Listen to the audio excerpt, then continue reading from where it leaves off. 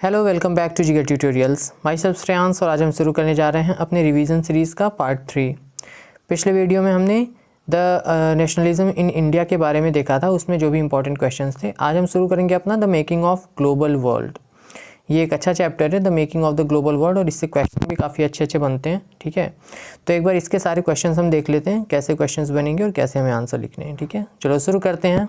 First section हमारा MCQs है, जिसमें पहला एमसीक्यूज़ हमारा है हु डिस्कवर्ड अमेरिका। बहुत सिंपल सा क्वेश्चन है, हु डिस्कवर्ड अमेरिका। इसका आंसर होगा आपका Christopher Columbus. Option number A इसका राइट आंसर है, क्रिस्टोफर कोलंबस। ऑप्शन बी में Martin Luther, C Marco Polo और विलियम फर्स्ट। राइट आंसर कौन सा होगा? क्रिस्टोफर कोलंबस। ठीक है, क्वेश्चन नंबर सेकंड है हमारा, which was the most famous weapon used by Spanish to conquer America. अब देखो यहाँ पे अमेरिका पे कॉन्कर करने पे स्पेनिश ने कौन सा जो मटेरियल है उसको एज अ वेपन यूज़ किया था? नेवी का यूज़ किया था, मिलिट्री का यूज़ किया था, जर्म्स का यूज़ किया था, या नन ऑफ द एबव? तो आपको पता है उस टाइम पे ये जो बायोलॉजिकल वेपन्स थे वो बहुत ज़्यादा फेमस थे। जर्म्स हो गया, स्मॉल पॉक्स का, बेसिकली स्मॉल पॉक्स का जर्म्स ये यूज़ करते थे। ठीक है, काफ़ी ज़्यादा ये हार्मफुल माना जाता था। जर्म्स वैसे भी आपको पता है वो काफ़ी ज़्यादा हार्मफुल होते हैं। तो ये जो स्पेनिश कंकरर्स थे, ये अमेरिका को कॉन्कर करने के लिए किस चीज़ का यूज़ किए थे? तो ये यूज़ किए थे जर्म्स का। क्लियर है? नेक्स्ट क्वेश्चन हमारा है, which of the following disease had a terrifying impact on the people's livelihood and the local economy of Africa in the 1890s। Africa की जो स्टोरी है एक बार शॉर्ट में सुन लो। देखो, अफ्रीका आज भी बहुत पिछड़ा हुआ देश माना जाता है। बेसिकली जैसे वहाँ पे अभी डेवलपमेंट उतना ज़्यादा नहीं हुआ है जितना बाकी वर्ल्ड की डिफरेंट कंट्रीज़ में हो चुका है, तो थोड़ा सा पिछड़ा हुआ देश है अफ्रीका। अब वहाँ पे क्या था, वहाँ पे डेवलपमेंट काफ़ी लेट स्टार्ट हुआ, और उसके पहले जो अफ्रीका की कंडीशन थी वो बहुत बुरी थी। बुरी इन द सेंस कि उसकी इकोनॉमी, उसके जो सिटीजन्स थे, उनका लाइवलीहुड, लाइफ स्टाइल, ये सारी चीज़ें काफ़ी ज़्यादा पिछड़ी हुई थी, काफ़ी बैकवर्ड था। देखो वहाँ की कहानी क्या थी, वहाँ पे पॉपुलेशन बहुत कम थी और लैंड बहुत ज़्यादा था उनके पास, तो उनको किसी चीज़ की ज़्यादा प्रॉब्लम थी नहीं। ज़्यादा लैंड थे और कम पॉपुलेशन थी, जिसकी वजह से लोग एग्रीकल्चर में ही ज़्यादा इन्वॉल्व रहते थे। अब एग्रीकल्चर में इन्वॉल्व रहने की वजह से उनको बहुत ज़्यादा दिक्कत होती नहीं थी। लोग अपना फसल उगाते थे, अपना खाते थे, उतने से ही उनका काम चलता था। लेकिन धीरे धीरे जब सी रूट्स वगैरह डिस्कवर हुआ, लोगों को अफ्रीका के बारे में पता चला, तो अफ्रीका चूँकि लैंड वहाँ पे ज़्यादा था और वहाँ पे लोग कम थे और पिछड़ा हुआ कंट्री था, तो देखो वहाँ पे दो चीज़ें काफ़ी ज़्यादा थी। पहली चीज़ लैंड, जिसकी वजह से एग्रीकल्चर करना पॉसिबल था। दूसरी चीज़ की लैंड ज़्यादा था, जिसकी वजह से वहाँ पे लैंड के अंदर मिनरल्स वगैरह भी काफ़ी ज़्यादा थे, तो मिनरल रिच एरिया था। इस वजह से जो यूरोपियन पावर्स थे उनका नज़र पड़ा जब अफ्रीका पे, तो वो उसको कॉन्कर करना चाहें, उस पर कब्जा करना चाहें। ठीक है, तो ये कहानी थी। तो यहाँ पे क्वेश्चन है कि which of the following disease had a terrifying impact on the people's livelihood and the local economy of the Africa in 1890s। अब देखो आगे हम पूरी कहानी पढ़ेंगे कि कैसे ये चीज़ हुआ था। फिलहाल ये समझ लो कि वहाँ पे एक वायरस फैला दिया गया था, डिजीज़ फैला दिया गया था, जिसका नाम था रिंडर पेस्ट। ऑप्शन नंबर ए आपका राइट आंसर है, रिंडर पेस्ट। ये कैसे फैलाया गया था ये अभी आगे हम लोग देखेंगे। ठीक है, अभी फिलहाल इतना याद रखो कि अफ्रीका को कॉन्कर करने के लिए वहाँ पे रिंडर पेस्ट को लाया गया था। क्लियर है? स्मॉल पॉक्स, कॉलरा, प्लेग ये नहीं, इसका राइट आंसर है रिंडर पेस्ट। स्मॉल पॉक्स भी वो यूज़ करते थे लोग, यहाँ पे अमेरिका वाली कंडीशन में अभी पढ़ा हमने, लेकिन यहाँ पे जो चीज़ है रिंडर पेस्ट का यूज़ हुआ था। क्लियर है? Which are the following West Indies cricketer, ये बहुत बढ़िया क्वेश्चन है वेस्ट इंडीज़ क्रिकेटर के बारे में। Which are the following West Indies cricketer trace their roots to indentured labour migrant from India. मतलब कि इंडिया से जो इंडेंचर्ड लेबर होते हैं, इंडेंचर्ड लेबर क्या होते हैं? जो एक जगह से दूसरी जगह जाते हैं और वहीं रह जाते हैं। जैसे आपने अगर KGF मूवी देखा होगा, तो यहाँ से लोगों को बंधक बना के ले जाया गया था ट्रक में भर के, और वहाँ पे उन लोग से काम करवाया था। वो लोग क्या होता है कि वहीं पे लोग रह जाते हैं। ठीक है, तो उनको इंडेंचर्ड लेबर बोलते हैं बेसिकली। तो यहाँ पे क्या कह रहा है, which of the following West Indies cricketer trace their roots to indentured labour migrant from India, जिसका कोई रूट जो है वो इंडियन है। अब देखो ऑप्शन नंबर ए है विवियन रिचर्ड्स या Gary Sobers. Option B Chris Gayle और Dwayne Bravo. Option C Ramnaresh Sarwan और Shivnarine Chanderpaul. And D Brian Lara and Courtney Walsh. अब इसमें राइट आंसर कौन सा होगा? तो अगर आप नाम से देखोगे राम नरेश, शिव नारायण, ये आपको इंडियन नाम लग रहा होगा तो इससे भी आप कर सकते हो। बाकी याद रखना राम नरेश सरवन एंड शिव नारायण चंद्रपॉल, ये वेस्ट इंडीज़ के दो ऐसे क्रिकेटर हैं जो इंडिया के इंडेंचर्ड लेबर से जिनका ताल्लुक है, ठीक है, जिनका कनेक्शन है। नेक्स्ट क्वेश्चन है हमारा, dash was a well known Pioneer of mass production. Mass production का वेल नोन पायनियर किसे माना जाता है? तो इसका आंसर आपका हो जाएगा हेनरी फोर्ड। हेनरी फोर्ड जो है फोर्ड का, जो अभी फोर्ड कंपनी है ना, उसके जो ओनर थे, तो हेनरी फोर्ड जो थे, उन्हीं के नाम पे फोर्ड है कंपनी का नाम। उन्होंने सबसे पहले मास प्रोडक्शन का काम शुरू किया था। अब कैसे शुरू किया था ये चीज़ अभी हम आगे देखेंगे, ठीक है, इसके बाद वाले क्वेश्चन में। पहला ऑप्शन है Henry Ford, Abraham Lincoln, Hitler and none of the above. तो इसका आंसर हो जाएगा आपका Henry Ford. Which of the following method was used by Henry Ford to increase car production? अब देखो पहले क्या था, कार प्रोडक्शन में काफ़ी टाइम लगता था। एक कार को बनाने में 12 घंटा 13 घंटे लगते थे, ठीक है, 12 to 13 आवर्स लगते थे एक कार को प्रोड्यूस करने में, मैन्युफैक्चर करने में। लेकिन हेनरी फोर्ड ने एक ऐसा तरीका निकाला जिससे ये जो प्रोडक्शन का टाइम था ये काफ़ी कम हो गया। और कौन सा तरीका था वो? तो वो था assembly line production. Assembly line production में क्या होता है, जैसे आज के टाइम पे, मॉडर्न टाइम पे ज़्यादातर कंपनियां किसी भी प्रोडक्ट का मैन्युफैक्चरिंग असेंबली लाइन के थ्रू ही करती हैं, ज़्यादातर कंपनियां। क्या होता है इसमें, एक सीधा कह सकते हो बेल्ट टाइप का रहता है, उस पर जो आपके मटेरियल है जिसकी मैन्युफैक्चरिंग आपको करनी है वो सीधा स्लाइड होते जाएगा। अब इसमें क्या है, जिसके सामने जाएगा उसका जो काम उसको असाइन किया गया है, जैसे मान लो अगर आपको फ़ैन बनाना है, फ़ैन का मोटर की बाइंडिंग करनी है, तो एक लोग उस पर वायर रैप करेंगे, एक लोग उसका जो स्क्रू वगैरह वो टाइट करेंगे। तो ऐसे आपका फंक्शनिंग होता है कंपनी की तरफ से। तो ये होता है असेंबली लाइन, मतलब एक लाइन रहेगा, उसमें चीज़ें चलती जाएंगी और आपको सिर्फ असेंबल करना है। अब इसमें क्या होता है कि एक इंसान एक ही काम करता है। जैसे अगर आपको कह दिया गया कि आपको सिर्फ वायर रैप करना है तो आपको सिर्फ और सिर्फ वायर रैप करना है, उसके अलावा और कोई काम नहीं करना है। तो इससे क्या होगा, वायर रैप आप दिन भर करोगे तो इससे आपकी परफेक्शन हो जाएगी, आप बहुत स्पीड से वो काम कर सकते हो। अब अगर मान लो आप ही को वायर भी रैप करना हो, आप ही को स्क्रू भी टाइट करना हो, आप ही को अदर काम भी करना हो, तो इससे आपकी वो परफेक्शन नहीं मिल पाएगी जो आपको इस कंडीशन में मिलेगी, ठीक है। तो वायर रैप करने वाली जो कंडीशन है, मतलब कि एक ही काम करने से जो आपकी स्पीड है उसमें काफ़ी ज़्यादा इंक्रीमेंट आएगा। तो हेनरी फोर्ड जो थे उन्होंने यही तरीका अपनाया कार के प्रोडक्शन के लिए, ठीक है।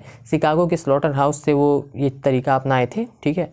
तो इन्होंने ये तरीका अपनाया और इस तरीके से चेंज क्या हुआ, देखो पहले मैंने क्या बताया कि कार के प्रोडक्शन में कितना टाइम है, 12 से 13 घंटा, लेकिन अब क्या हो गया था, 1 घंटे 33 minute according to our syllabus and book, 1 hour 33 minute में ही आपकी एक कार प्रोड्यूस हो जाती थी।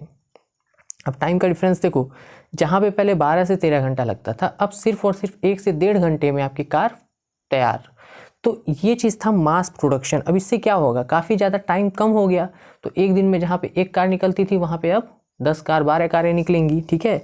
तो ये चीज़ था वहाँ पे हेनरी फोर्ड ने जो नया तरीका अपनाया था उसका रिजल्ट था, ठीक है। अब देखो इसी चीज़ में एक चीज़ और याद रखना कि हेनरी फोर्ड ने जो वर्टिकल लाइन का सिस्टम अपनाया था, इस चीज़ को करने के लिए जब ये शुरू किए थे तो बहुत सारे जो वर्कर्स थे वो काम छोड़ देते थे क्योंकि प्रेशर काफ़ी ज़्यादा था। अब अगर आप बेल्ट है उस पर आप खड़े हो तो उसमें जब सामने आएगी चीज़ें तो आप करना ही करना है, उसमें आप आराम नहीं कर सकते हो या फिर ये कह लो कि लेट नहीं कर सकते हो काम, आपको एकदम स्पीड में काम करते रहना है। तो प्रेशर काफ़ी ज़्यादा हो गया था, तो लेबर जो थे वो काम छोड़ने लगे थे। फिर हेनरी फोर्ड ने क्या किया, उन्होंने कुछ नहीं, सीधा सीधा वेजेस जो था वो जितना मिलता था उसका डबल कर दिया, कहा कि चलो वेजेस डबल देंगे। अब डबल करने से क्या उनका नुकसान है, पहले 12 घंटे में एक कार निकलती थी, अब 12 घंटे में 8-10 कार निकल रही हैं, तो उनका फिर भी तो फ़ायदा ही है, डबल कर देंगे तो भी। तो इन्होंने डबल कर दिया, लेकिन डबल करने के साथ साथ एक और काम किया इन्होंने, असेंबली लाइन का जो स्पीड था उसको और फास्ट कर दिया, तो प्रोडक्शन इनका और फास्ट हो गया था, ठीक है। ये सब तरीका उन्होंने अपनाया था। खैर चलो, यहाँ क्वेश्चन सिर्फ इतना था कि which of the following method was used by Henry Ford to increase the car production. तो आंसर हो जाएगा आपका असेंबली लाइन प्रोडक्शन, याद रखना असेंबली लाइन प्रोडक्शन, ठीक है। Next question, which are the following organisations were established during the Bretton Woods conference. Bretton Woods conference क्या था, तो ब्रेटन वुड्स कॉन्फ्रेंस आपका एक 1944 में हुआ कॉन्फ्रेंस था जो ब्रेटन वुड में हुआ था। इस कॉन्फ्रेंस में बेसिकली देखो वर्ल्ड वॉर के बाद आपको पता है वर्ल्ड वॉर हुआ था, वर्ल्ड वॉर के बाद काफ़ी ज़्यादा डिप्रेशन की कंडीशन चल रही थी पूरे वर्ल्ड में। तो इसी डिप्रेशन से उभरने के लिए ब्रेटन वुड में एक कॉन्फ्रेंस रखा गया। अब देखो ये जो कॉन्फ्रेंस रखा गया था ब्रेटन वुड में, इसके अंडर बहुत इंपॉर्टेंट चीज़ जो थी वो ये था कि इसी के अंतर्गत, इसी के थ्रू आपका IMF और वर्ल्ड बैंक जो प्रेजेंट में है इसका क्रिएशन हुआ था, ठीक है, इसका इस्टेब्लिशमेंट कह सकते हुआ था।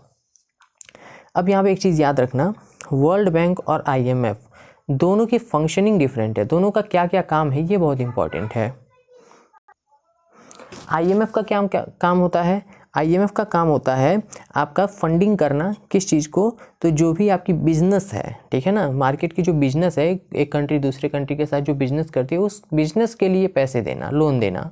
और वर्ल्ड बैंक का क्या काम है? वर्ल्ड बैंक का सिंपल सा काम है या तो रिकंस्ट्रक्शन या फिर डेवलपमेंट। देखो वर्ल्ड बैंक को ही IBRD बोलते हैं, international Bank for reconstruction and development. मतलब कि अगर जैसे रिकंस्ट्रक्शन का मतलब क्या होता है, अगर किसी कंट्री में नुकसान हो गया, जैसे मान लो वर्ल्ड वार की कंडीशन आई, वर्ल्ड वार की वजह से लगभग पूरी वर्ल्ड में बहुत ज़्यादा इकोनॉमिक डिप्रेशन आ गया था, तो इस कंडीशन में जब रिकंस्ट्रक्शन करना है, अपनी इकोनॉमी को दोबारा से सुधारना है, तो इस कंडीशन में अगर आपको हेल्प चाहिए तो कौन करेगा? वर्ल्ड बैंक करेगा। दूसरी चीज़, अगर आपको अपनी कंट्री में डेवलपमेंट के काम के लिए कोई पैसा चाहिए, लोन चाहिए, तो उस कंडीशन में कौन काम करेगा? वर्ल्ड बैंक करेगा आपका, ठीक है। लेकिन अगर आपको बिजनेस पर्पज से कोई लोन चाहिए, ठीक है, तो इस कंडीशन में पैसा वगैरह कौन फाइनेंस करेगा? ये आपका IMF का काम होता है, ठीक है। खैर यहाँ डिफरेंस समझा दिया हूँ। यहाँ क्वेश्चन सिर्फ इतना था कि कौन से दो इंस्टीट्यूशंस थे जो ब्रेटन वुड कॉन्फ्रेंस के दौरान बनाए गए थे। तो आंसर क्या हो जाएगा? IMF and the world bank. अब वर्ल्ड बैंक की तरह IBRD भी लिख सकता है वर्ल्ड बैंक की जगह पे, ठीक है। IBRD या WB दोनों सेम है। IBRD International Bank for reconstruction and development, और उसी को हम कहते हैं वर्ल्ड बैंक। क्लियर है? चलो नेक्स्ट क्वेश्चन है हमारा, what do you mean by G77। ये भी बहुत अच्छा क्वेश्चन है। देखो इस चैप्टर में जो है दो तीन चीज़ें ऐसी हैं जिससे बेसिकली क्वेश्चंस बनते हैं। एक आपका सिल्क रूट आ जाएगा, दूसरा आपका जो अमेरिका और अफ्रीका पे कॉन्कर किया गया था, इस चीज़ की कहानी आ जाएगी कि क्या यूज़ किया गया था। बेसिकली उसमें यही है कि किस चीज़ को एज ए जर्म्स यूज़ किया गया था। और इसके बाद आपकी ब्रेटन वुड्स इंस्टीट्यूशन है, फिर आपका एक G77 है, ठीक है। यही सारी चीज़ें इंपॉर्टेंट हैं। चलो देखते हैं what do you mean by G77। G77 क्या है? Group of rich countries, group of African countries, group of Asian countries या फिर ग्रुप ऑफ डेवलपिंग कंट्रीज़। तो इसमें याद रखना G77 group of developing countries हैं। जैसे होता क्या है, जो कंट्रीज़ पहले से डेवलप हैं उनकी नीड्स कुछ और है, लेकिन जो कंट्रीज़ अभी डेवलप हो रही हैं उनकी नीड्स कुछ और है। अब वर्ल्ड मार्केट में अगर आपको ट्रेड करना है तो जो कंट्रीज़ पहले से डेवलप्ड हैं उनको ट्रेड करने में कोई दिक्कत नहीं है भाई, आप उनके पास पहले से इतना पैसा है कि वो जितना चाहें वो उतना इन्वेस्ट कर सकते हैं। लेकिन कंट्री अगर डेवलपिंग है तो उसको बहुत सारी चीज़ें देखनी पड़ती हैं। तो इसीलिए अपने इंटरेस्ट को, अपनी चीज़ों को, अपने जो भी डिमांड्स हैं उसको फुलफ़िल करने के लिए लोगों ने एक ग्रुप बनाया था, ठीक है। लोगों ने क्या मतलब कंट्रीज़ ने एक ग्रुप बनाया था वर्ल्ड की डिफरेंट कंट्रीज़ मिलके। और उस समय जब ये G77 का फॉर्मेशन हुआ था उस समय टोटल कितनी कंट्रीज़ में पार्टिसिपेट थे? G77 का मतलब 77 कंट्रीज़ थी। अभी लगभग 134 कंट्रीज़ के आसपास इसके मेंबर्स हैं, लेकिन नाम अभी इसका G124 नहीं हुआ है, G77 नाम से ही है ये, ठीक है। हाँ, what do you mean by G77? तो it is a group of developing countries. याद रखना क्या है? Group of developing countries. बाकी आगे अभी इसको और डिटेल में देखते हैं। Which was the fabled city of gold? KGF देखा होगा तो जरूर पता होगा इसका answer. El Paso, El Dorado, gold का नाम आ गया, डोराडो का नाम आ गया, KGF में पता है एल डोराडो की कहानी है KGF। तो which was the fabled city of gold? तो इसका आंसर हो जाएगा आपका एल डोराडो, ठीक है। Next, what was Bretton Woods system? अभी बताया गया कि ब्रेटन वुड कॉन्फ्रेंस कब हुआ था और क्यों हुआ था। तो ब्रेटन वुड्स कॉन्फ्रेंस में बेसिकली जो वॉर हुआ था उससे जो भी नुकसान हुआ था, इकोनॉमी जो बुरी हो गई थी, उसी चीज़ को रिकवर करने के लिए हुआ था, ठीक है। तो it was a post war international economic system. War के बाद हुआ इंटरनेशनल इकोनॉमिक सिस्टम था ये, ठीक है। मतलब कि इकोनॉमी को सुधारने के लिए एक सिस्टम बनाया गया था। Next question, which of the following countries has an effective right of veto over IMF and world bank. IMF और वर्ल्ड बैंक जो है वो जो कोई भी स्टेप लेगा, जो कोई भी डिसीजन देगा, कौन सी कंट्री ऐसी है जिसके पास वीटो पावर है। वीटो पावर सबको पता है, वीटो पावर का मतलब होता है कि चाहे कितनी भी सहमति लोगों का हो, एक कंट्री अकेले चाह के उस डिसीज़न को मना कर सकती है। जैसे मान लो अगर 100 लोग हैं, 100 लोगों में 99 लोग कह रहे हैं कि नहीं ये चीज़ होनी चाहिए, लेकिन अगर मेरे पास वीटो पावर है और मुझे लग रहा है कि मेरे लिए वो चीज़ सही नहीं है, तो मैं सीधे कह दूंगा कि नहीं वो चीज़ नहीं होनी चाहिए। इतना पावर होता है वीटो के पास, ठीक है। तो कौन सी कंट्री है जिसके पास वीटो पावर है? आपको पता है, श्रीलंका के पास हो सकता है, जापान के पास हो सकता है, इंडिया के पास हो सकता है, या USA के पास। सिंपल सी बात है, अभी कोविड टाइम में देखा भी होगा आपने कि जितने भी इंटरनेशनल ऑर्गेनाइजेशंस हैं उसमें सबसे ज़्यादा पावर किसके पास है, किस कंट्री के पास, जितने भी यूनियंस हैं या जो कुछ भी हैं। तो उसमें बेसिकली आपका नाम आता है USA का, ठीक है। तो यहाँ पे भी USA is the right answer. IMF और वर्ल्ड बैंक में के टर्म्स में वीटो पावर किसके पास है, तो वो है USA के पास, ठीक है। अब हम लोग देखते हैं असर्शन रीज़न। रूल्स आपको पता है, 4 ऑप्शंस हैं ABCD। ए में दोनों ट्रू है और करेक्ट एक्सप्लेनेशन है, बी में दोनों ट्रू है लेकिन करेक्ट एक्सप्लेनेशन नहीं है, सी में क्या है कि ए ट्रू है बी फॉल्स है, और डी में क्या है ए फॉल्स है और बी ट्रू है, ठीक है। चलो देखते हैं first question. The Portuguese and Spanish conquest of America. America की बात हुई, अमेरिका की बात हम ऊपर देख चुके हैं। Was decisively underway by the mid 16th century. मतलब मिड 16th सेंचुरी में ये लोग उसको कह सकते हो कि कॉन्क्वेस्ट करने की कोशिश कर रहे थे या कॉन्क्वेस्ट कर रहे थे। तो ये राइट आंसर है, ये असर्शन जो है ये बिल्कुल सही है। पोर्तुगीज और स्पेनिश अमेरिका को कॉन्कर कर रहे थे, ठीक है। रीज़न क्या दे रहा है, रीजन में स्टेटमेंट पहले देखते हैं। They used only the military and navy power to conquer America. ये क्या हो गया भाई, अभी ऊपर हमने MCQ में यही तो देखा था, मिलिट्री नेवी और जम्स। तो इसमें राइट आंसर कौन सा था, जम्स था। तो यहाँ पे क्या कह रहा है, दे used only the military and navy, बिल्कुल नहीं, उन्होंने क्या यूज़ किया था, जम्स यूज़ किया था। तो रीज़न में जो कहा गया है वो गलत है सीधे सीधे। इसका मतलब है कि A is true but R is false, यही है ना, A is true but R is false. तो A is true but R is false किस ऑप्शन में है, आपका C में है। तो C इसका राइट आंसर हो जाएगा। सेकंड क्वेश्चन हम देखते हैं। Corn laws were introduced in Britain to restrict the import of corn. हाँ, ये भी एक इंपॉर्टेंट टॉपिक है, कॉर्न लॉज। कॉर्न लॉज के को भी देख लेना कि कॉर्न लॉज क्या था।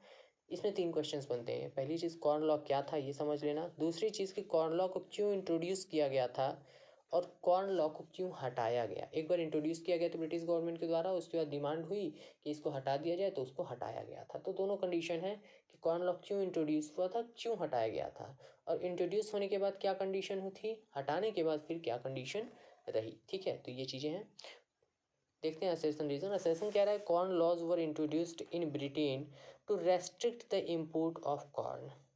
सही है, देखो एक्सप्लेन कर देता हूँ एक बार।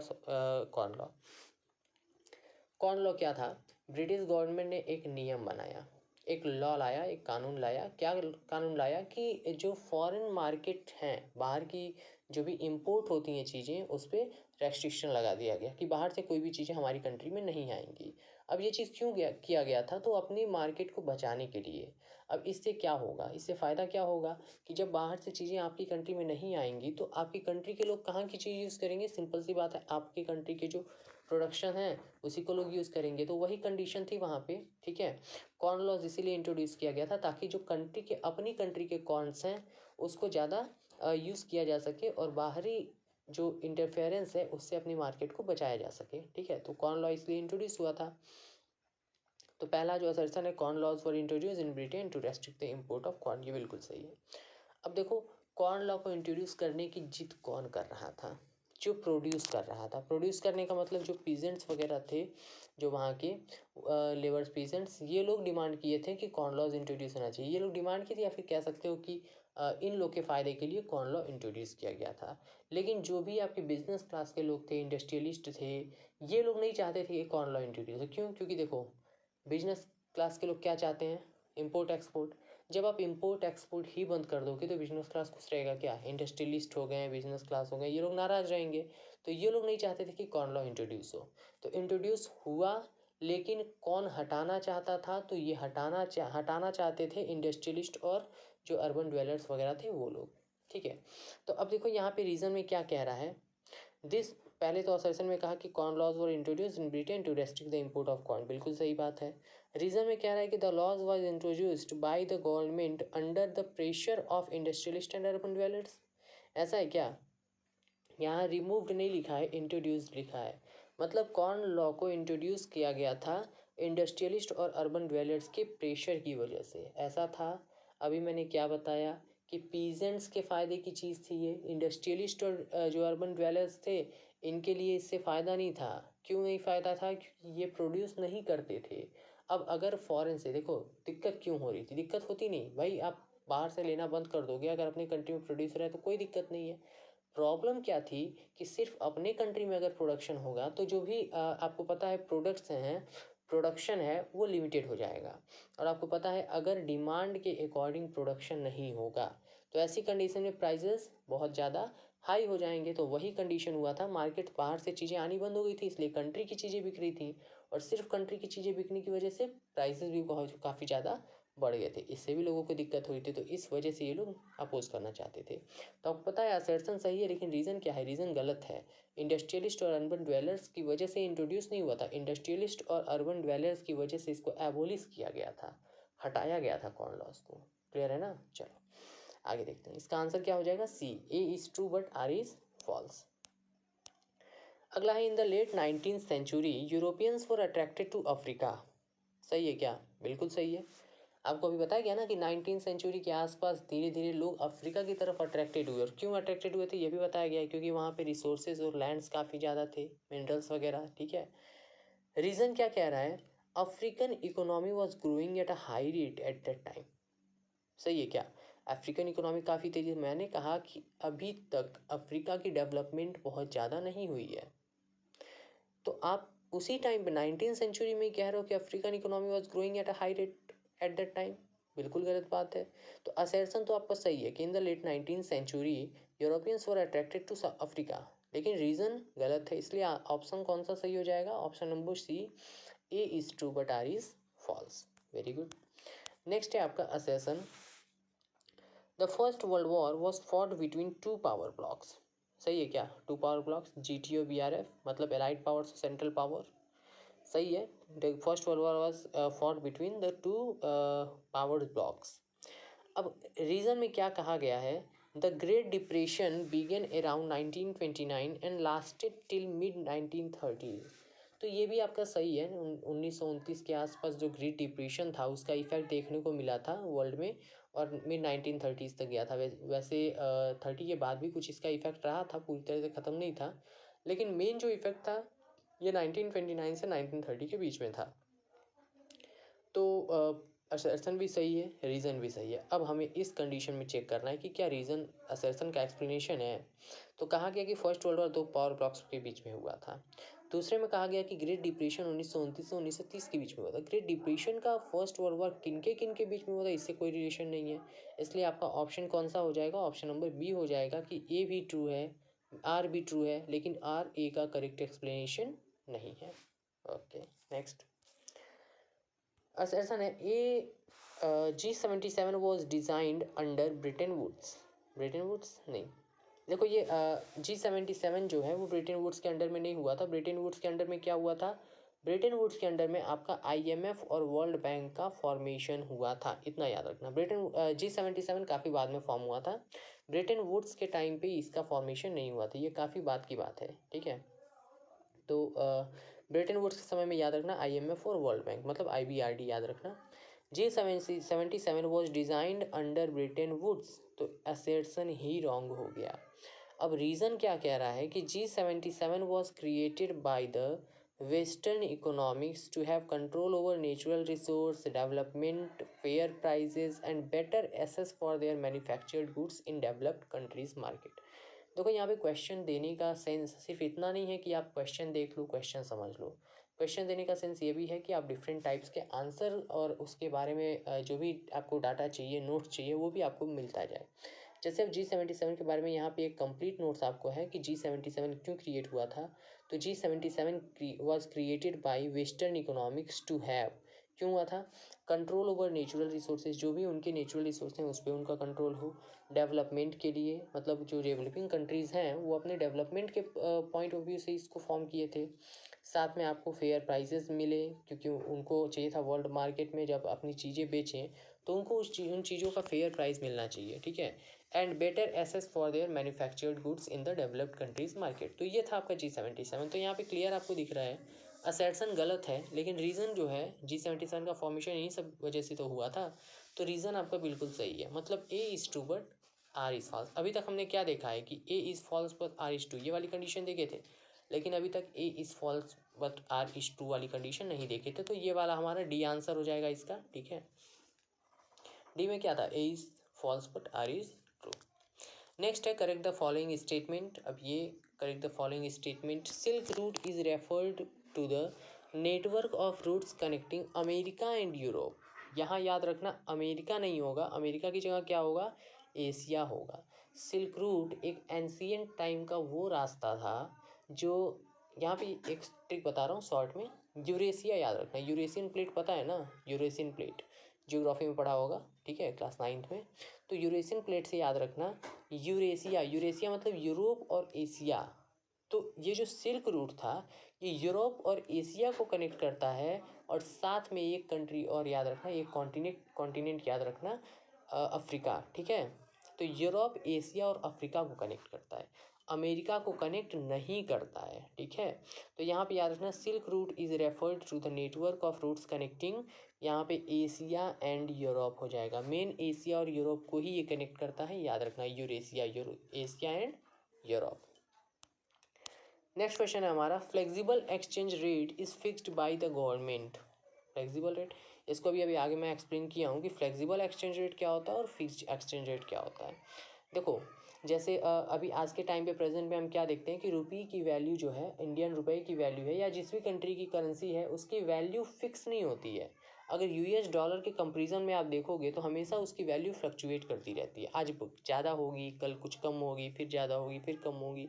तो ये क्या है? ये फ्लेक्सिबल है, मतलब कि जो भी आपका एक्सचेंज रेट है, अगर इंडियन रुपीज़ को डॉलर से एक्सचेंज करोगे तो आपको फिक्स वैल्यू नहीं मिलेगी। तो इसको क्या कहते हैं? फ्लेक्सिबल एक्सचेंज रेट कहते हैं। और अगर कंडीशन ऐसी आ गई कि एक फ़िक्स वैल्यू मिले कि $1 की कीमत 70 इंडियन रुपीज़ के बराबर है और ये फिक्स है, अब ये फ्लक्चुएट नहीं करेगा, तो इसको हम क्या कहेंगे? फिक्स्ड एक्सचेंज रेट कहेंगे। क्लियर है ना?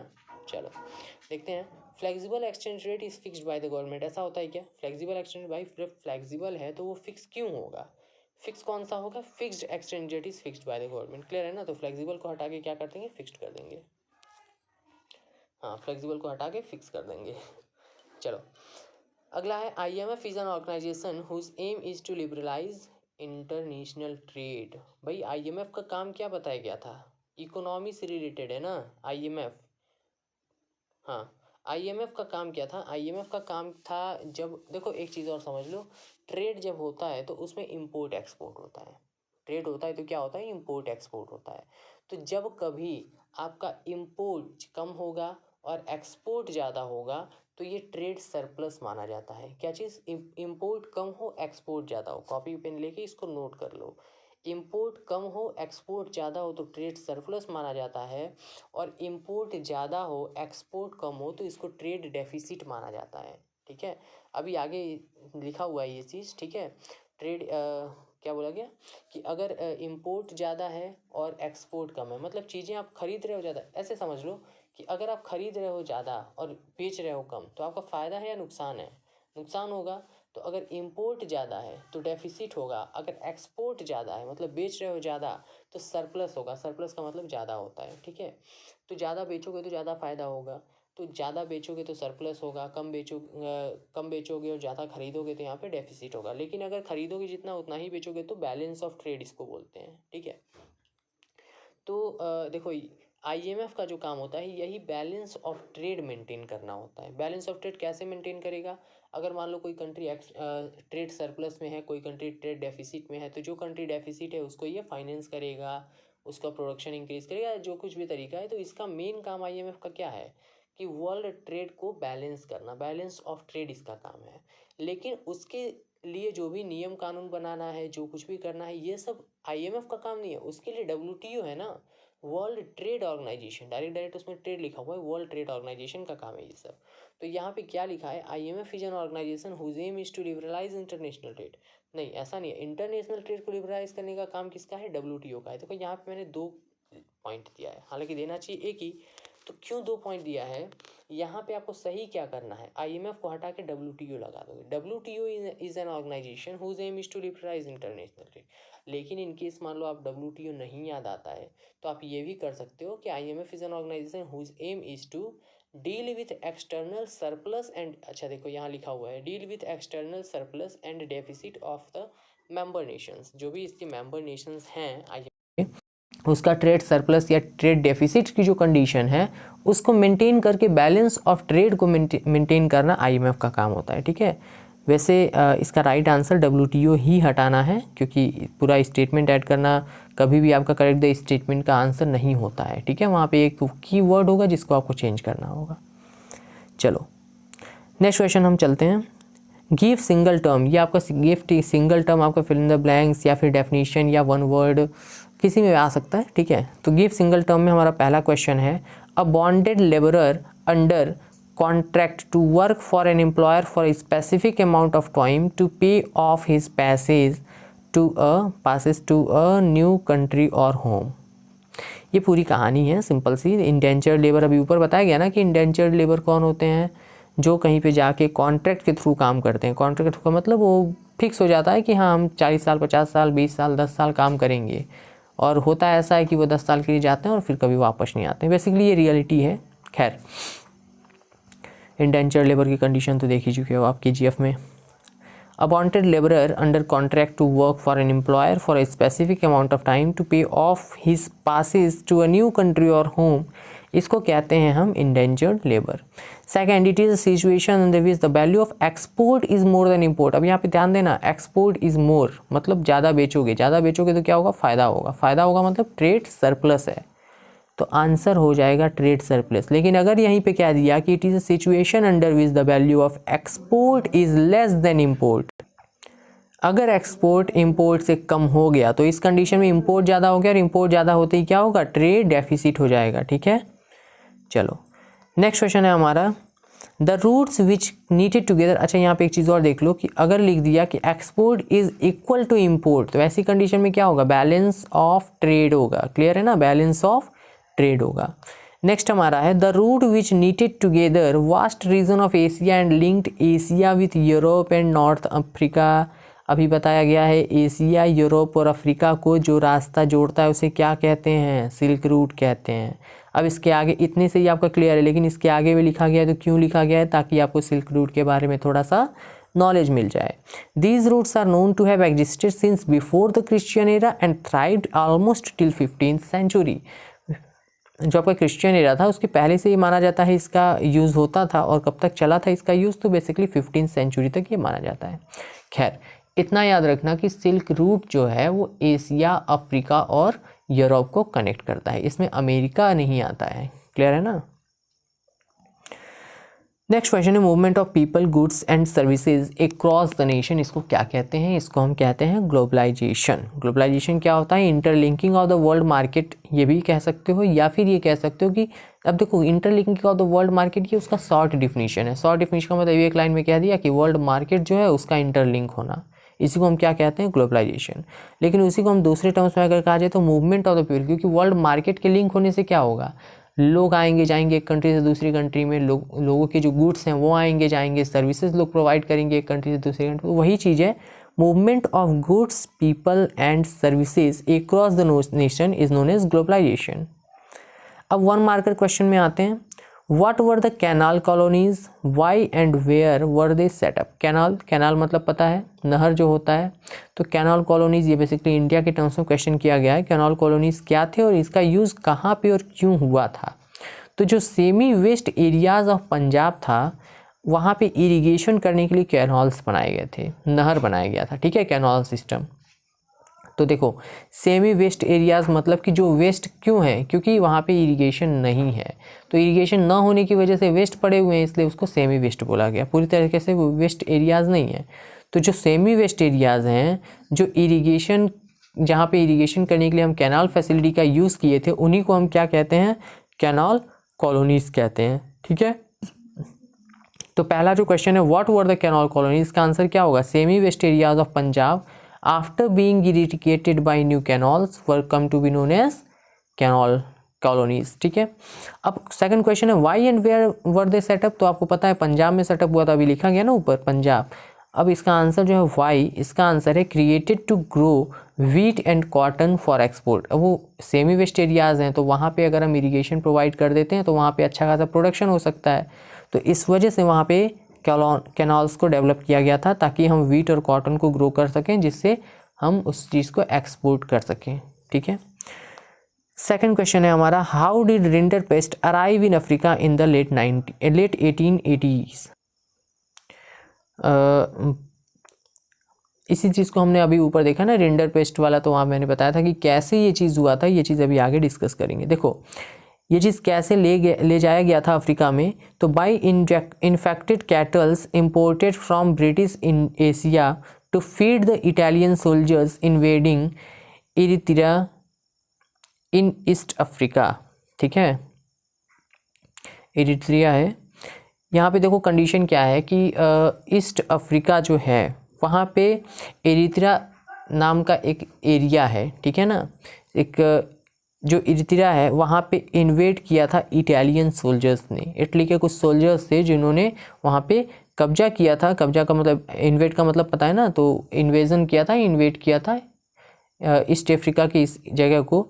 और वहाँ पे जब ये इटालियन सोल्जर्स जाते थे तो उनको जो चीज़ फीड करने के लिए जाता था वो ब्रिटिश एशिया से जाता था, तो इन्हीं ब्रिटिश एशिया से जो एनिमल्स के मीट जाया करते थे, ठीक है, जो एनिमल्स के मीट जाते थे उनको फीड करने के लिए, फीड का मतलब कि वो उस चीज़ को खाते थे, उन्हीं में इंजेक्ट कर दिया जाता था, उनको इन्फेक्टेड कर दिया जाता था, और वो चीज़ धीरे धीरे कहाँ पहुँच गया, अफ्रीका में पहुँच गया, क्योंकि ये जो इटालियन सोल्जर्स थे ये उस चीज़ को खाएंगे और वहाँ पे जाएंगे तो धीरे धीरे अफ्रीका में ये चीज़ फैलेगी, और जब ये अफ्रीका पहुँचा तो फिर पूरे अफ्रीका में बहुत तेज़ी से ये फैल गया था। ठीक है, तो इतना याद रखना कि how did rinderpest arrive in Africa, by infected cattles imported from British Asia to feed the Italian soldiers who are invading Eritrea in East Africa.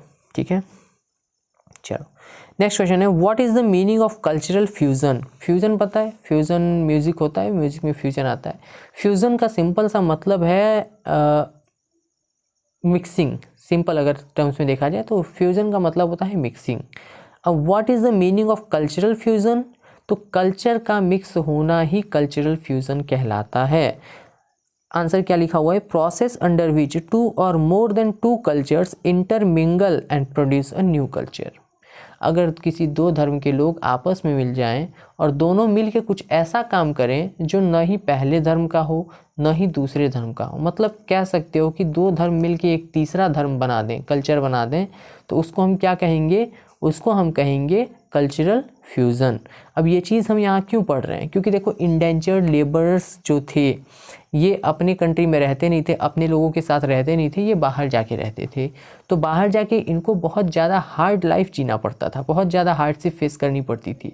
ऐसी कंडीशन में वो अपने कल्चर को ना भूल जाएं, अपने ट्रेडिशन को याद रखें, अपने ट्रेडिशन के प्रति, अपने कल्चर के प्रति वो जुड़े रहें, इसलिए लोग वहाँ पे अपने ट्रेडिशन से जुड़ी चीज़ें करते थे। ठीक है, लेकिन वहाँ पे क्या था, वहाँ पे लोगों को ज़रूरत थी यूनिटी की, तो लोग अपने सेपरेट अपने कल्चर को फॉलो नहीं करते थे। कैसे करते थे, लोग एकजुट होकर एक साथ मिल के कल्चर को फॉलो करते थे। ठीक है, कई कल्चर के लोग मिल के एक नया कल्चर बनाते थे, जैसे मुस्लिम हो गए, हिंदू मिल गए, ये दोनों मिल के एक जब मुहर्रम वगैरह का टाइम होता था तो दोनों मिल के आपस में सेलिब्रेट करते थे, तो उसको एक नया नाम दिया गया था होजे। जैसे आपका यहाँ पे देखो दिया है क्वेश्चन में, गिव टू एग्जाम्पल, इसमें पहला है होजे, तो ये चीज़ होजे हो गया, चटनी हो गया, ये सब क्या किस चीज़ का एग्जाम्पल है कि दो कम्युनिटीज़ के लोग, दो कल्चर मिलके एक नया कल्चर बनाते हैं।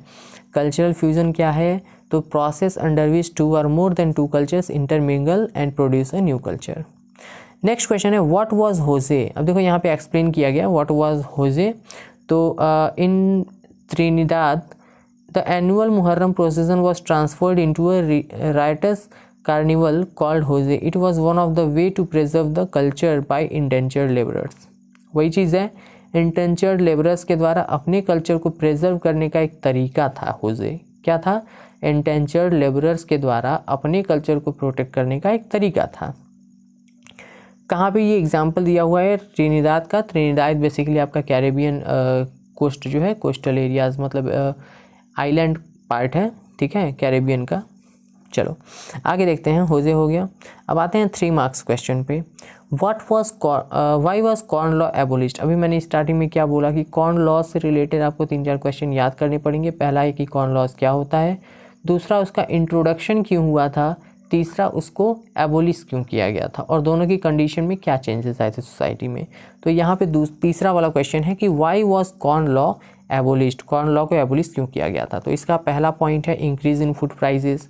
अभी बताया गया ना कि जब कॉर्न लॉ को लगा दिया गया था, मतलब जब चीज़ों को बाहर से मंगाना बंद कर दिया गया था, तो इससे क्या इम्पैक्ट पड़ा था कि अपनी कंट्री के बस चीज़ें यूज़ हो रही थी और इस वजह से फुलफिल नहीं हो पा रही थी डिमांड अच्छे से। सरप्लस होना चाहिए ना, अगर चीज़ें ज़्यादा हैं तो फिर आपको प्राइजेस कम देनी पड़ेंगी, लेकिन वहाँ पे चीज़ें लिमिटेड हो गई थी, प्रोडक्शन लिमिटेड हो गया था, इसलिए प्राइजेस बहुत ज़्यादा इंक्रीज़ हो गए थे। Restricted free trade.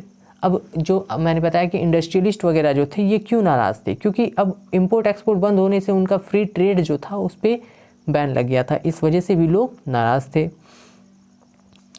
तीसरा point, landlords, industrialist and urban dwellers were against the law. वही पॉइंट है जो ऊपर कहा गया है कि लैंडलॉर्ड्स जो थे, इंडस्ट्रियलिस्ट थे, अर्बन ड्वेलर्स थे, ये लोग इसके खिलाफ थे। क्यों खिलाफ थे? क्योंकि इनका जो भी काम चलता था वो इंपोर्ट एक्सपोर्ट और बिजनेस के थ्रू ही चलता था, तो वो चीज़ पे पूरा बैन लग गया था, ठीक है।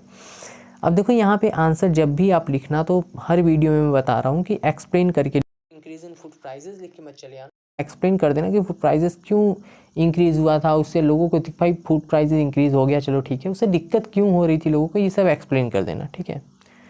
सेकंड क्वेश्चन है, why thousands of people fled from Europe to America in the 19th century. अब इस चीज़ को थोड़ा सा रिकॉल करो। आप क्लास 9th में जो फ्रेंच रेवोल्यूशन, रशियन रेवोल्यूशन ये सब पढ़े हो, वहाँ पे एक चीज़ देखे होगे हर चैप्टर में कि सोसाइटी के लोग जो थे वो खुश नहीं थे, चाहे जो भी कंडीशन रहा हो। कहीं पे लोग महंगाई की वजह से, कहीं पे राजा की वजह से, कहीं पे कोई दिक्कत, कहीं पे कोई दिक्कत। आप पढ़े हो रशियन रेवोल्यूशन में कि सिटीज़ वगैरह में जो अनएम्प्लॉयमेंट थी काफ़ी ज़्यादा इंक्रीज़ हो गई थी, नई सिटीज़ डेवलप हो रही थी, जिसकी वजह से सिटीज़ जो था स्लम बन गया था, मतलब बहुत ज़्यादा वहाँ पे भीड़ वगैरह थी, पॉपुलेशन काफ़ी ज़्यादा था, एम्प्लॉयमेंट काफ़ी कम था, ये सब कंडीशन वहाँ की थी। तो क्वेश्चन क्या है यहाँ पे, why thousands of people fled from Europe to America in the 19th century. जब अमेरिका डिस्कवर हो गया, जब लोगों को पता चला और धीरे धीरे जब यूरोप में प्रॉब्लम बढ़ने लगी तो लोग अमेरिका की तरफ भागने लगे। आंसर क्या लिखा हुआ है? एक हो गया पॉवर्टी एंड हंगर। आपको पता है रशियन रेवोल्यूशन में भी पढ़े हो, फ्रेंच रेवोल्यूशन में भी पढ़े हो कि sorry, Russian revolution, French revolution, हर कंडीशन में आपने देखा है कि अक्सर वहाँ पे फूड का शॉर्टेज हो जाता है, एक्यूट शॉर्टेज, कभी फसल बर्बाद हो जाएगी, कभी कोई और कंडीशन हो जाएगा, जिसकी इसी का एक एग्जांपल आपका रसिया में स्टालिन का कलेक्टिवाइजेशन प्रोग्राम था। तो पॉवर्टी और हंगर वहाँ पे बहुत फ्रिक्वेंट था। दूसरी चीज़ है कि crowded cities and deadly diseases.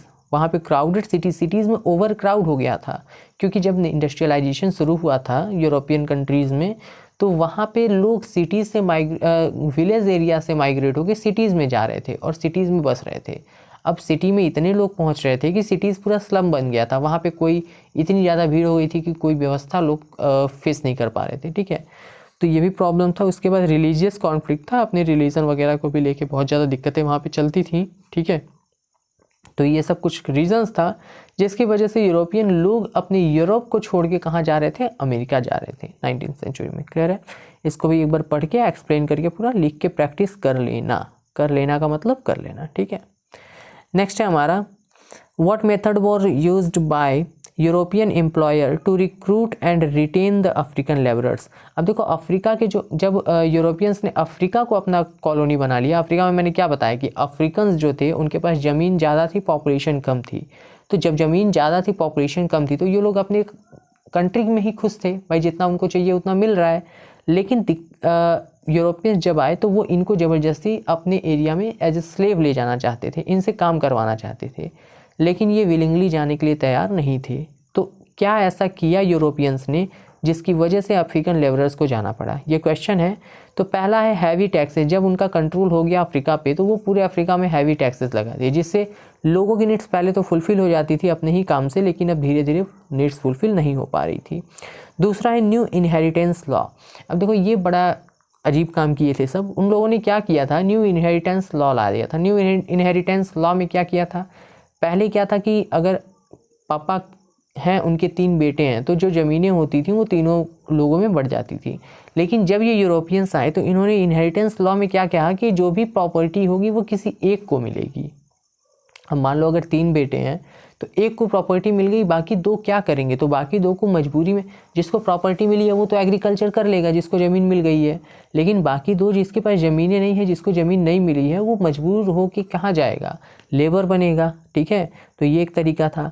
तीसरा था रेस्ट्रिक्शंस ऑन मूवमेंट्स, मतलब पूरी कंट्री में कहाँ जाना है कहाँ नहीं जाना है हर जगह रेस्ट्रिक्शंस लगा दिए थे, इसलिए भी लोग मजबूर हो गए थे यूरोपियंस के साथ काम करने के लिए एज अ लेबरर। ठीक है, नेक्स्ट क्वेश्चन है, India played a crucial role in the late 19th century world economy, explain by giving example. India एक इंपॉर्टेंट रोल प्ले की थी वर्ल्ड इकोनॉमी में लेट 19th सेंचुरी में, इसका एग्जांपल दो। तो ट्रेड सरप्लस लिखा हुआ है, इसका मतलब क्या है, इंडिया का ब्रिटेन के साथ ट्रेड होता था तो ब्रिटेन इंडिया में काफ़ी ज़्यादा चीज़ें एक्सपोर्ट करती थी। अब देखो, इंडिया से चीज़ें ले जाती थी और इंडिया में चीज़ें भेजती ज़्यादा थी, तो इंडिया के साथ ट्रेड सरप्लस था ब्रिटेन का, मतलब इंडिया में एक्सपोर्ट ज़्यादा करती थी। तो जिस कंट्री में ब्रिटेन एक्सपोर्ट कम करती थी, जहाँ से ट्रेड डेफिसिट था, यहाँ पे इंडिया के साथ ट्रेड सरप्लस होने से वहाँ पे उनका ट्रेड बैलेंस हो जाता था। क्लियर है ना, समझ में आ रहा है ना, ट्रेड सरप्लस और ट्रेड डेफिसिट का यहाँ पे खेल है। ब्रिटेन इंडिया में एक्सपोर्ट ज़्यादा करती थी, इसकी वजह से जब दूसरे कंट्री से इंपोर्ट करती थी तो वो चीज़ बैलेंस हो जाता था। ठीक है, दूसरा है होम चार्जेस। होम चार्जेस क्या होता है, इंडिया जैसे ब्रिटिश की कॉलोनी थी तो इंडिया में जो भी सर्विसेज वो प्रोवाइड करते थे उस चीज़ की सैलरी है वो यूरोप से देते थे, मतलब कि ब्रिटेन से देते थे यूरोपियन कंट्रीज़, तो उस चीज़ को होम चार्जेस बोला जाता है। इंडिया के लिए जो खर्चे किए जाते हैं वहाँ से अपनी जो भी मेंटेनेंस के लिए, वो चीज़ हम होम चार्जेस में लेते हैं। तो होम चार्जेस वगैरह का भी फुलफिलमेंट जो था वो इंडिया के ट्रेड से ही वो कर लेते थे। मेजर सप्लायर ऑफ कॉटन, अब यूरोप की इंडस्ट्रीज जो थी उनके लिए रॉ कॉटन का सबसे बड़ा सप्लाई कौन करता था, इंडिया करती थी, तो ये आपको पता है।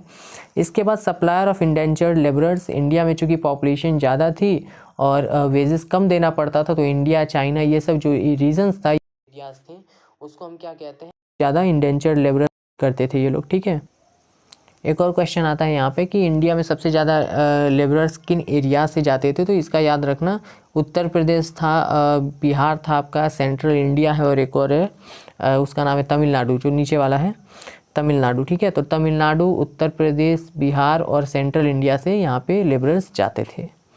नेक्स्ट क्वेश्चन हमारा, व्हाट इज़ NIEO। NIEO क्या है, तो NIEO new international economic order है। इसका क्या मतलब है, ये 1970 में लाया गया था, इसको 1970 में लाया गया था, और जो भी वर्ल्ड की इकोनॉमी थी वो उस समय डिस्टर्ब थी। तो देखो, जो G77 पढ़े हो ना, G77 के लिए मतलब डेवलपिंग कंट्रीज़ के लिए ही NIEO लाया गया था, न्यू इंटरनेशनल इकोनॉमिक ऑर्डर। अब ये किस किस चीज़ों पे फोकस करता था, तो ये चीज़ यहाँ पे लिखा हुआ है, इस चीज़ को देख लेना। ठीक है, वीडियो को पॉज करके इस चीज़ को एक बार पढ़ लेना, नोट कर लेना। नेक्स्ट क्वेश्चन है हमारा, analyse the difference between fixed exchange rate and floating exchange rate. तो ये चीज़ अभी एक्सप्लेन किया, फिक्स एक्सचेंज रेट फिक्स होता है गवर्नमेंट के द्वारा, गवर्नमेंट के पास पावर होता है इसकी फ्लक्चुएशन को रोकने का। ये ब्रिटेन वुड्स इंस्टीट्यूशन जब सेटअप हुआ था 1944 के टाइम पे ही ये यूज़ होता था। फ्लेक्सिबल एक्सचेंज रेट क्या है, तो ये रेट डिपेंड करता है डिमांड और सप्लाई पे, डिमांड ज़्यादा है सप्लाई कम है तो इसके अकॉर्डिंग ये चेंज होता रहता है। गवर्नमेंट का इसमें कोई बहुत ज़्यादा रोल नहीं होता है, मतलब गवर्नमेंट इस चीज़ को फ्लक्चुएट करने से नहीं रोक सकती है, और ये आज के टाइम पे फॉलो होता है। अब हम देखते हैं 5 मार्क्स के question. In Europe the importance of silk routes. तो सिल्क रूट का क्या इंपॉर्टेंट था, मैंने बताया कि जो भी आपका एशिया, यूरोप और अफ्रीका था उसको ये कनेक्ट करता था। ये एक गुड एग्जांपल है प्री मॉडर्न कल्चर, और जो भी देखो सिल्क रूट जो था उससे ट्रेड चीज़ों का तो होता था, चीज़ों के साथ साथ जो नॉलेज है, जो कल्चर है, ट्रेडिशन है, इन सब का, आइडियाज़ का, इन सब का भी ट्रेड होता है, टेक्नोलॉजी वगैरह का। ठीक है, चाइनीज़ ट्रेडर जो हैं इसके थ्रू सिल्क का ट्रेड करते थे, ठीक है, वो यूज़ करते थे इस ट्रेड गुड्स को ट्रेड करने के लिए। Trade and cultural exchange event hand in hand का मतलब ट्रेड के साथ कल्चर का भी एक्सचेंज होता था। मुस्लिम प्रीचर्स और क्रिश्चियंस जो थे वो अपने धर्म का भी प्रचार करने के लिए यूज़ करते थे इसको, देखो use to spread religions. Buddhism from eastern India spread in several directions. Buddhism जो था आपको पता है बुद्धिज़्म गौतम बुद्ध ही उसके प्रचारक हैं, वो मेन गौतम बुद्ध से ही स्टार्ट हुआ। तो ये इंडिया से बुद्धिज़्म चला था, लेकिन आज आपको पता है बहुत सारी कंट्रीज़ ऐसी हैं जहाँ पे बौद्ध धर्म के अनुयायी हैं, बौद्ध धर्म को फॉलो करने वाले हैं। तो ये चीज़ भी इंडिया से कैसे गई थी, इन्हीं सिल्क रूट्स के थ्रू ही गई थी, ठीक है। नेक्स्ट हमारा है 5 मार्क्स में second question, explain the impact of scrapping of corn laws. Corn laws मैंने बताया कि कॉर्न लॉस को इंट्रोड्यूस किया गया था, उससे क्या इफेक्ट हुआ और कॉर्न लॉस को हटाने के बाद क्या हुआ था। तो यहाँ पे देखो explain the impact of scrapping. Scrapping का मतलब हटाने के बाद क्या हुआ। फ्री ट्रेड, ट्रेड फ्री हो गया। चीप इंपोर्ट, अब चीज़ें आने लगीं तो चीज़ें सस्ती होने लगीं। अनकल्टिवेटेड लैंड इंक्रीज, अब लोग जब अपने कंट्री में, देखो चीज़ें जब बाहर से आएंगी और सस्ती आएंगी तो लोग अपने कंट्री में प्रोडक्शन का काम छोड़ दिए, इसकी वजह से अनकल्टिवेटेड लैंड जो था वो काफ़ी ज़्यादा बढ़ गया। अनएम्प्लॉयमेंट बढ़ गया, लोग अब धीरे धीरे अपनी कंट्री छोड़ के दूसरी कंट्री में जाने लगे। अभी पढ़े ना कि यूरोप से लोग कहाँ जा रहे थे, अफ्रीका में जा रहे थे, अमेरिका में जा रहे थे, अफ्रीका नहीं बेसिकली अमेरिका में जा रहे थे। तो ये सभी ओवरसीज़ माइग्रेशन स्टार्ट हो गया। डिमांड बढ़ गई चीज़ों की, क्योंकि देखो डिमांड क्यों बढ़ी थी, क्योंकि चीज़ें सस्ती मिलने लगी थी इंपोर्ट होने की वजह से, तो डिमांड बढ़ने लगी और अदर कंट्रीज़ भी एक्सपोर्ट करना शुरू कर दी, ठीक है। नेक्स्ट है explain the effect of first world war on Britain. तो ये चीज़ आप एक्सप्लेन कर लेना। वीक ब्रिटिश इकोनॉमी डिस्टर्ब हो गई, कंपटीशन। अच्छा, ये competition from India and Japan ये क्या है, देखो वर्ल्ड वॉर के पहले बहुत बड़ा जो वर्ल्ड मार्केट में प्रोडक्शन करता था वो ब्रिटेन था, लेकिन ब्रिटेन और अदर यूरोपियन कंट्रीज जब वर्ल्ड वॉर में पार्टिसिपेट किए तो इंडिया और जापान जैसे जो कंट्रीज़ थे उनको एक मौका मिला अपने आप को प्रोड्यूस करने का, अपने आप को डेवलप करने का, और वो वर्ल्ड मार्केट पे एक पकड़ बना लिए। और फिर से जब वर्ल्ड वॉर ख़त्म हुआ था, फर्स्ट वर्ल्ड वॉर, तो इंडिया और जापान एक टफ कंपटीशन दे रहा था ब्रिटेन को, क्योंकि ब्रिटेन को दोबारा अपना पाँव जमाना पड़ा था। एक्सटर्नल डेप्ट बहुत ज़्यादा कर्ज बढ़ गया था, end of economic boom. Unrest in the colonies, unrest in the colonies क्या है, जैसे इंडिया जैसी और भी बहुत सारी कंट्रीज़ थी जो इनकी कॉलोनी थी ब्रिटेन की। तो इंडिया में भी आपको पता है फर्स्ट वर्ल्ड वॉर के बाद ही मेन जो एक्शन शुरू हुआ था वो फर्स्ट वर्ल्ड वॉर के बाद हुआ था, और सेकंड वर्ल्ड वॉर ख़त्म होते होते आपको इंडिपेंडेंस मिल गया था। तो ऐसे ही इंडिया जैसी और भी जो कॉलोनीज़ थी वहाँ पे बहुत ज़्यादा दिक्कत शुरू हो गई थी, ठीक है, लोग भड़क गए थे। अब देखो अगला क्वेश्चन है हमारा, इकोनॉमिस्ट एंड पॉलिटिशियंस ड्रीव 2 की lessons from inter war economic experiences, explain. इसका मतलब कि इंटर वॉर इकोनॉमिक एक्सपीरियंसेस का मतलब कि जब वॉर चल रहा था और वॉर के पहले या वॉर के बाद की जो भी कंडीशंस लोगों ने देखी उससे ये लोग कुछ सीखे थे, कुछ लेसन्स इन्होंने ड्रॉ किया था, बाहर निकाले थे इकोनॉमिस्ट और पॉलिटिशियंस। तो क्या था, देखो इसको 2 पॉइंट में एक्सप्लेन किया जाता है, ये भी एक इंपॉर्टेंट क्वेश्चन है, ठीक है। इसको बेसिकली 2 पॉइंट में एक्सप्लेन किया है। पहला है फुल एम्प्लॉयमेंट, मतलब जैसे देखो इन लोगों को ये लगा कि इंडस्ट्रियल सोसाइटी जो है, अभी आपको बताएंगे ना मास प्रोडक्शन वाला कहानी शुरू हो गया था। तो मास प्रोडक्शन तो ठीक है भाई, आप मास प्रोडक्शन अपनी कंट्री में कर रहे हो, लेकिन मास प्रोडक्शन कब यूज हो सकता है, कब सक्सेसफुल होगा, जब आप मास कंजम्पशन भी करोगे। अब खाली प्रोडक्शन किए जा रहे हो, कंजम्पशन नहीं कर रही हो, पॉसिबल है नहीं। मास कंजम्पशन भी आपको करना पड़ेगा, और मास कंजम्पशन कब होगा, जब हाई और स्टेबल इनकम होगा। भाई जब लोगों के पास पैसे होंगे तभी तो लोग कंज्यूम करेंगे। कार आप मैन्युफैक्चर किए जा रहे हो, कोई खरीद ही नहीं रहा है, खरीदेंगे कब लोग, जब उनके पास पैसे होंगे। तो मास कंजम्पशन के लिए हाई और स्टेबल इनकम होना चाहिए। अब सिंपल सी बात है, हाई और स्टेबल इनकम कब आएगा, जब आप एम्प्लॉयमेंट करोगे, जब लोगों को आप एम्प्लॉयमेंट दोगे। तो बिना रोजगार के लोग खरीदेंगे नहीं, और इससे कंट्री की इकोनॉमी बुरी ही रह जाएगी। तो इसलिए फुल एम्प्लॉयमेंट लोगों को समझ में आए कि कंट्री को अगर सही चलाना है, कंट्री की इकोनॉमी मेंटेन रखनी है, तो किस चीज़ की ज़रूरत है, फुल एम्प्लॉयमेंट की। ये तो पहला हो गया। दूसरा कंडीशन है इंटरवेंशन ऑफ गवर्नमेंट। इसका मतलब क्या है, इसका मतलब है गवर्नमेंट का क्या रोल होता है इस चीज़ों में, इकोनॉमी को मेंटेन करने में, ठीक है। अब देखो वर्ल्ड वॉर के पहले, बेसिकली सेकंड वर्ल्ड वॉर की बात हुई, उसके पहले लोगों को ऐसा लगता था कि जो कंट्री की इकोनॉमी है वो सेल्फ सस्टेनिंग है, खुद से बैलेंस हो जाएगी। लेकिन जब फर्स्ट वर्ल्ड वॉर ख़त्म हुआ तो लोगों को ये समझ में आ गया कि कंट्री की इकोनॉमी खुद से नहीं संभल सकती, उसमें गवर्नमेंट का बहुत रोल होता है। गवर्नमेंट को चाहिए कि प्राइस फ्लक्चुएशन जो है उसको कंट्रोल करे, उसको मिनिमाइज़ करे, उसके आउटपुट को देखे और एम्प्लॉयमेंट प्रोवाइड करे, ठीक है। तो ये चीज़ आपका इसमें है, इन दोनों पॉइंट्स को एक बार पढ़ लेना, ठीक है, बुक या जो भी नोट्स वगैरह आपका होगा उसको एक बार देख लेना। अगला क्वेश्चन है what is meant by Bretton Woods agreement explain. तो अभी आपको बताया गया ब्रेटन वुड्स एग्रीमेंट 1944 में हुआ था, ये ब्रेटन वुड्स में हुआ था, हेम्प्शायर यूएसए में जो है, ठीक है। 1929 और 30 का जो डिप्रेशन हुआ था उससे लोगों को लगा जब झटका, उसके बाद लोगों ने ये कॉन्फ्रेंस वगैरह किया था। तो देख लेना इस बार, creation of IMF and IBRD, International Bank for Reconstruction and Development, यहाँ पे ब्रैकेट में W भी लिखा हुआ है। हाँ ये चीज़ देखो, अभी बताया गया ना US डॉलर से जो लिंक थी मोस्ट ऑफ द करेंसीज, तो ये फिक्स्ड एक्सचेंज रेट वाली कहानी हो गई। और ये चीज़ चला था जब से ब्रेटन वुड्स इंस्टीट्यूशन सेटअप हुआ था, उसकी चीज़ों को लोग फॉलो कर रहे थे और 1971 तक ये चला था, लेकिन उसके बाद ये ख़त्म हो गया था। अच्छा एक क्वेश्चन और आता है, वो भी देख लेना, ठीक है, कि क्यों ये जो ब्रेटन वुड्स इंस्टीट्यूशन था ये क्यों कोलैप्स हो गया था 1971 में।